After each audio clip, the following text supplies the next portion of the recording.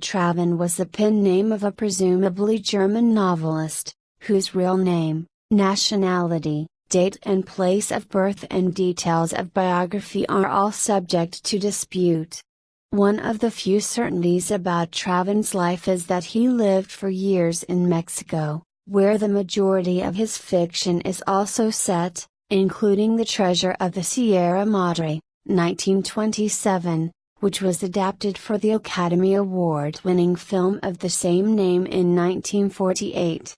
Virtually every detail of Traven's life has been disputed and hotly debated. There were many hypotheses on the true identity of Traven, some of them wildly fantastic.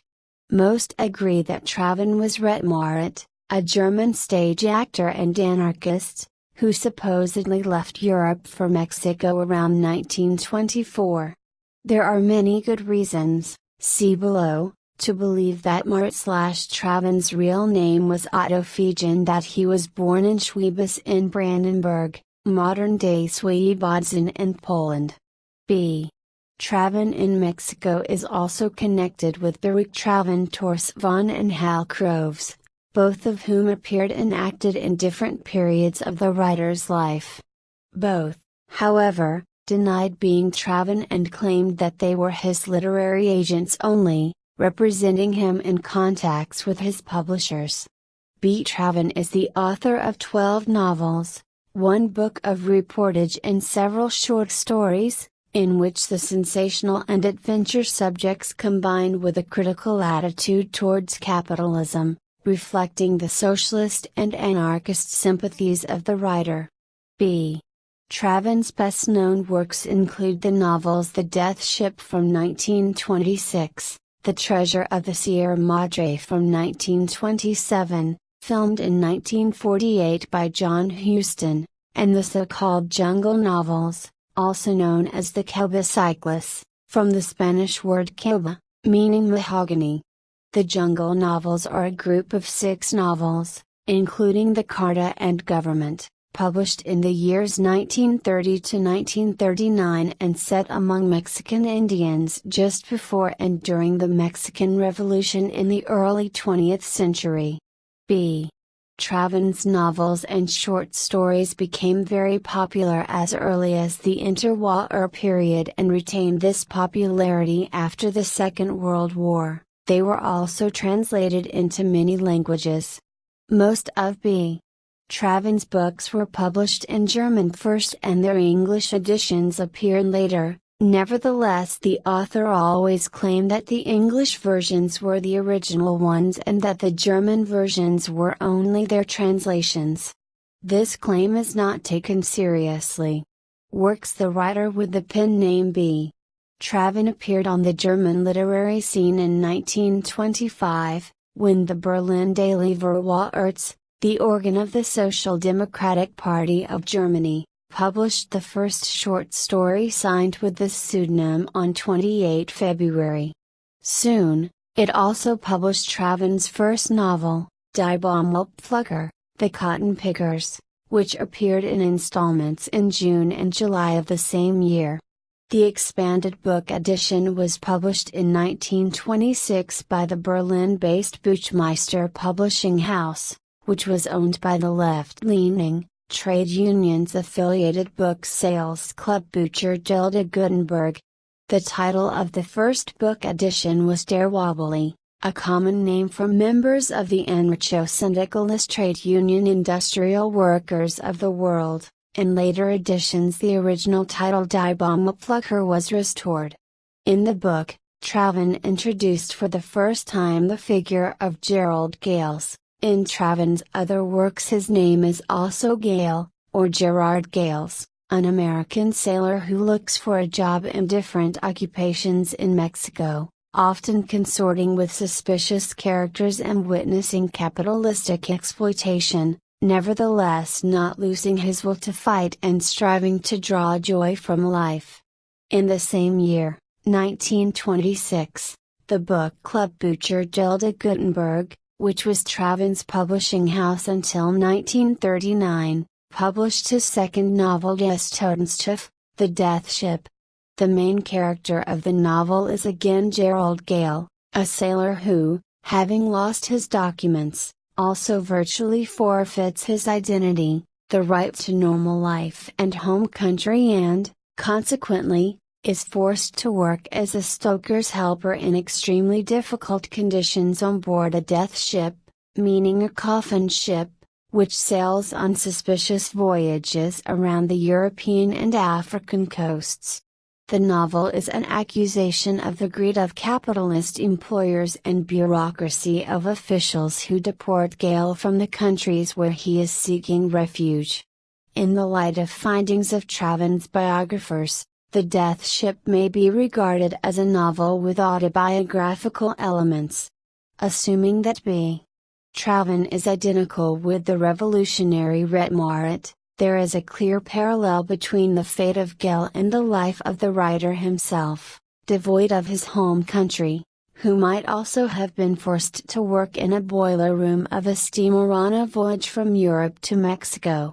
Traven's best-known novel, apart from The Death Ship, was The Treasure of the Sierra Madre, published first in German in 1927 as Der Schatz der Sierra Madre. The action of the book is again set in Mexico, and its main characters are a group of American adventurers and gold seekers. In 1948 the book was filmed under the same title, The Treasure of the Sierra Madre, by the Hollywood director John Huston. The film, starring Humphrey Bogart and Walter Huston, was a great commercial success, and in 1949 it also won 3 Academy Awards. The figure of Gerald Gales returned in Traven's next book, The Bridge in the Jungle, Die Brücke im Dschungel, which was serialized in Verwalterts in 1927 and published in an extended book form in 1929. In the novel, Traven first dealt in detail with the question of the Indians living in America and with the differences between Christian and Indian cultures in Latin America. These problems also dominated his later jungle novels. In 1929 B.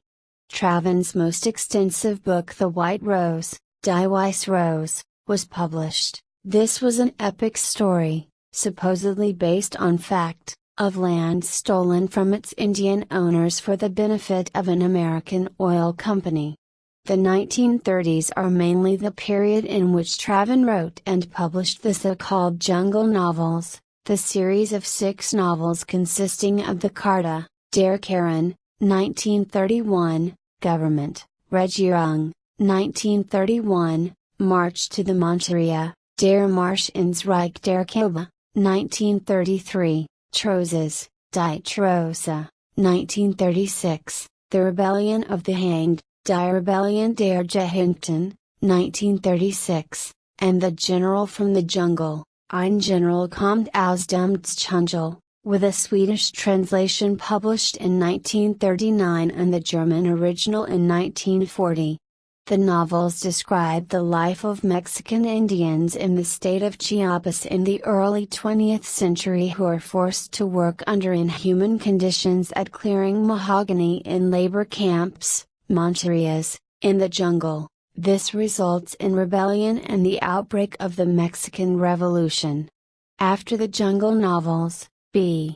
Traven practically stopped writing longer literary forms, publishing only short stories, including the novella or Mexican fairy tale Macario, which was originally written in English but first published in German in 1950.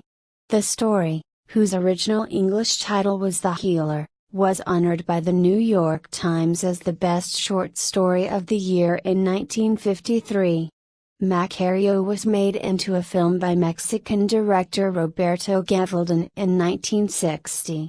Traven's last novel, published in 1960, was Isla Norval, so far not translated into English, the story of an American millionaire who is married to an aging businessman and at the same time in love with a young man, She intends to build a canal running across the United States as an alternative for the nuclear arms race and space exploration programs. The subject and the language of the novel, which were completely different from the writer's other works, resulted in its rejection for a long time by publishers who doubted Traven's authorship. The novel was also accused of being trivial and pornographic. The book was only accepted after its thorough stylistic editing by Johannes Skonher, who adapted its language to the Traven style. Doubts about Islin Norval remain and exacerbate the problems of the writer's identity and the true authorship of his books. Other works, apart from his 12 novels, B. Traven also authored many short stories, some of which remain unpublished. Besides the already mentioned Macario, the writer adapted the Mexican legend about the creation of the sun and the moon, Sonnenschöpfung, with a Czech translation published in 1934 and the German original in 1936. The first collection of Traven's short stories, entitled Der Busch, appeared in 1928. Its second, enlarged edition was published in 1930. From the 1940s onwards, many of his short stories also appeared in magazines and anthologies in different languages. A solitary position in Traven's oeuvre is held by Land des Frühlings, Land of Springtime, 1928, a travel book about the Mexican state of Chiapas that doubles as a soapbox for the presentation of the leftist and anarchist views of its author. The book, published by Bucherdilde Gutenberg like his other works, contains 64 pages of photographs taken by B. Traven himself. It has not been translated into English. Themes in B. Traven's works. B. Traven's writings can be best described as proletarian adventure novels. They tell about exotic travels, outlaw adventurers and Indians. Many of their motifs can also be found in Karl May's and Jack London's novels. Unlike much of adventure or Western fiction, Traven's books, however, are not only characterized by a detailed description of the social environment of their protagonists but also by the consistent presentation of the world from the perspective of the oppressed and exploited. Traven's characters are drawn commonly from the lower classes of society, from the proletariat or lumpenproletariat strata. They are more anti-heroes than heroes, and despite that they have this primal vital force which compels them to fight. The notions of justice or Christian morality, which are so visible in adventure novels by other authors, for example Karl May, are of no importance here. Instead, an anarchist element of rebellion often lies at the center of the novel's action. The hero's rejection of his degrading living conditions frequently serves as motive, and broad emphasis is placed upon the efforts of the oppressed to liberate themselves. Apart from that, there are virtually no political programs in Traven's books. His clearest manifesto may be the general anarchist demand Tierra y Libertad in the Jungle novels. Professional politicians, including ones who sympathize with the left, are usually shown in a negative light, if shown at all. Despite this, Traven's books are par excellence political works. Although the author does not offer any positive program, he always indicates the cause of suffering of his heroes. This source of suffering, deprivation, poverty and death is for him capitalism, personified in the deliberations of the hero of the death ship as Caesar Augustus Capitalismus. Traven's criticism of capitalism is, however, free of blatant moralizing. Dressing his novels in the costume of adventure or Western literature, the writer seeks to appeal to the less educated, and first of all to the working class. In his presentation of oppression and exploitation, Traven did not limit himself to the criticism of capitalism. In the center of his interest there were rather racial persecutions of Mexican Indians, These motifs, which are mainly visible in the jungle novels, were a complete novelty in the 1930s.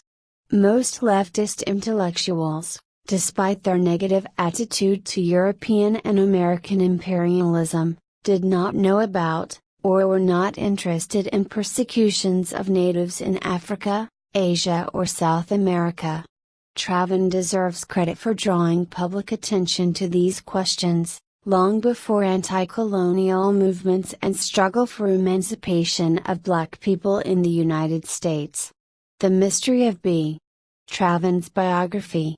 B. Traven submitted his works himself or through his representatives for publication from Mexico to Europe by post and gave a Mexican post office box as his return address.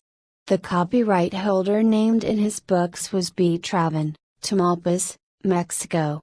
Neither the European nor the American publishers of the writer ever met him personally or, at least, the people with whom they negotiated the publication and later also the filming of his books always maintained they were only Traven's literary agents. The identity of the writer himself was to be kept secret.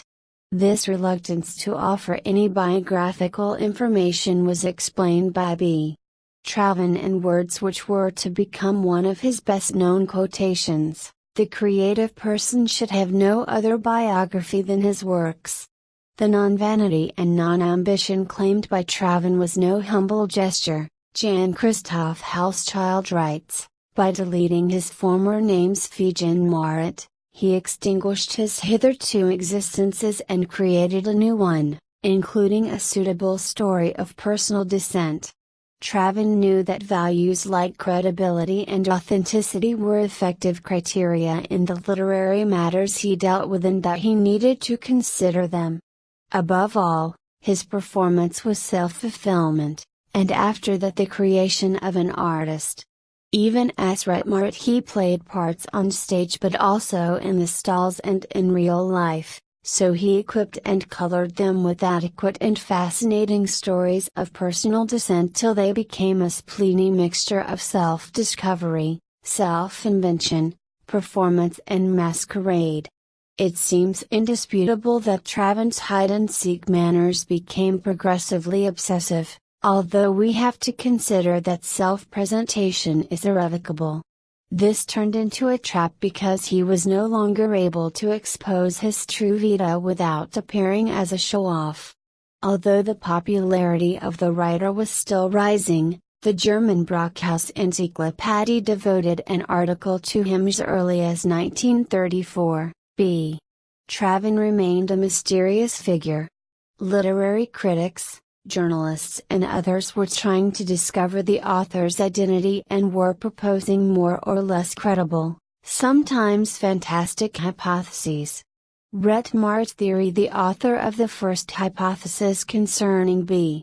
Traven's identity was the German journalist, writer and anarchist Erich Mussum, who conjectured that the person who hides behind the pseudonym was the former actor and journalist Rhett Marit. Marit, whose date and place of birth are unknown, performed on stage in Ida today Ida Oberstein, Ansbach, Seoul, Kremke, Berlin, Danzig and Dusseldorf before the First World War. From time to time, he also directed plays and wrote articles on theater subjects. After the outbreak of the war, in 1915, he declared to the German authorities that he was an American citizen. Marit also became politically engaged when, in 1917, he launched the periodical Der Ziegelbrenner, the Brick Burner, with a clearly anarchistic profile. Its last issue appeared in 1921. After the proclamation of the Bavarian Soviet Republic in Munich in 1919, Rhett Marit was made director of the press division and member of the propaganda committee of this anarchist, Scheinrate Republik, fake Soviet Republic, as the communists under Eugene Levine, who took over after a week, called it.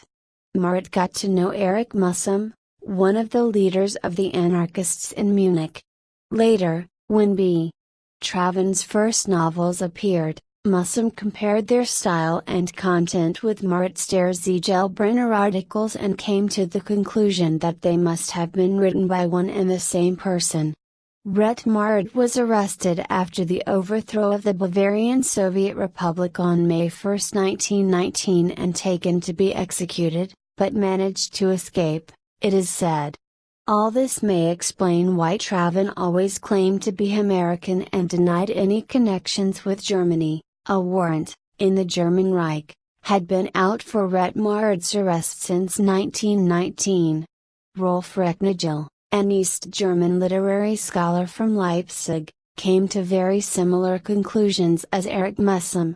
In 1966, he published a biography of Traven in which he claimed that the books signed with the pen name B. Traven, including the post-war ones, had been written by Rhett Marit.